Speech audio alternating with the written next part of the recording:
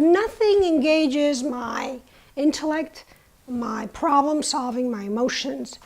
Nothing demands as much of me as art making. Therefore, it stimulates me, and it's what drives me.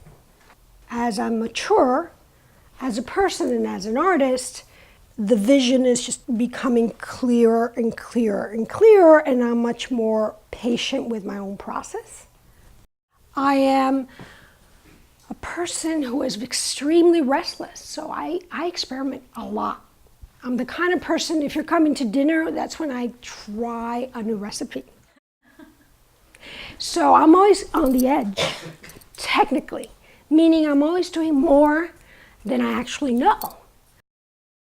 In the heads, I've represented 4 generations of the women in my family. This is my mother, Lucia. This is me at age 4. The reason I did myself at age 4, it's because that's how old I was when she left the Dominican Republic. And it was a very important moment. It really changed our family when Mom left. This is my grandmother, Gabina, who was extremely willful, and she made sure that our family stayed together. This was the first head I did. It was a study, an academic study. I realized once the piece was done and it was dry that it seemed incomplete to me. And the reason it seemed incomplete is because I'm a painter and it needed color. For instance, I don't have blue eyes. This piece is called Caribbean Thoughts. And what I did was I started painting the heads in the color of the geography that we came from. So these are some of the colors that I found in the Caribbean, in the water. And the reason the eyes are blue is because I feel that no matter where I am, that is what's going through me. I perceive the world through these eyes that were originally born in the Caribbean. Now, the Caribbean reference absolutely affects my color, my palette. My grandmother was born in the mountains in the Dominican Republic, so her skin tone comes from bark. And I made her a bit more earthy. I used to love avocado as a little girl on casabe, so I chose an avocado for myself.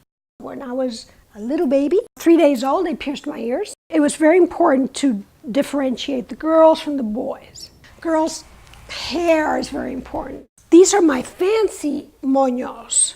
This is a hairstyle for when you go out. And they always put big bows on your head. And Mom was very unusual. She was unusual because she was a very independent person for the 50s in the Caribbean. She was unusually tall. She was taller than a lot of the men. And she was very athletic. My grandfather raised her like a son. So why this immigration story? It really is what defined me, and it's what feeds the story. This is a print that I did for an immigration show. This medium is called Silk Aquatint. This is an image of myself at age 9, and I put the skyline behind me to represent what my future was going to hold. And this is me at age 20 when I had cut my hair off. And what coming to the States did for me was it really allowed me to be free of some of the gender definition that my culture imposed.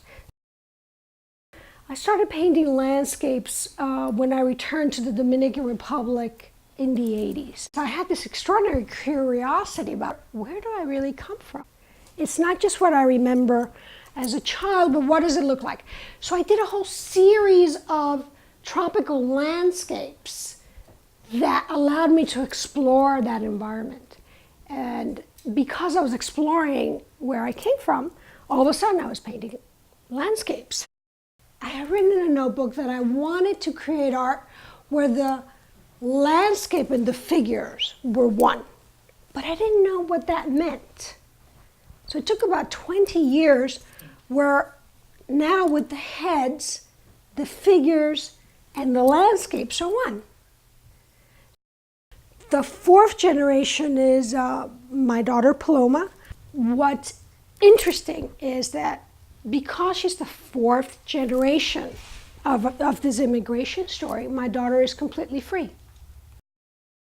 I was born in the Dominican Republic, so I have that hybrid experience, you know. I was there till I was 10, and I came back to the States, so I had to grow up and understand two worlds.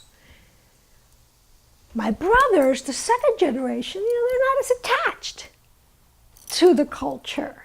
And then his children, it's basically on a postcard.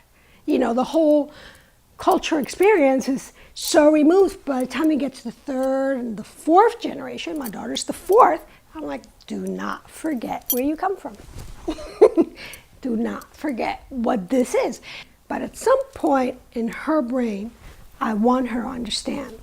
And that motivates me.